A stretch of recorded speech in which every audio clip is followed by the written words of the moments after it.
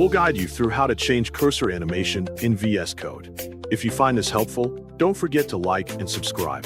To begin this specific instructional tutorial process today, please make absolutely sure that you already have the highly reliable VS Code software properly downloaded and fully installed on your personal computer system.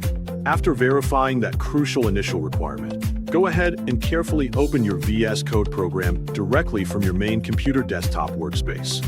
Once you are securely inside the main VS Code graphical interface, safely navigate directly down to the absolute bottom left corner of the main sidebar section and firmly click the small gear icon provided there. From the brand new drop-down menu that immediately appears on your active screen, accurately select the settings option to smoothly proceed forward to the next step. Next, carefully type cursor blinking directly into the designated settings search bar, conveniently located right at the absolute top of the page.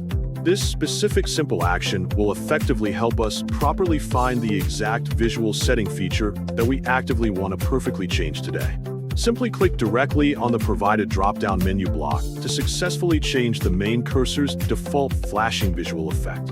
You will quickly see several different unique visual options readily available for you to securely select right here: blink, smooth, phase, expand, and solid.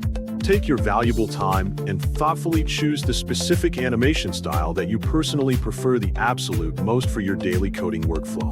After successfully making your final customized selection, securely close the main settings window completely to successfully apply these new visual changes to your coding environment. You can easily test your brand new cursor animation right now today by simply opening and actively typing directly inside any standard basic text file on your system.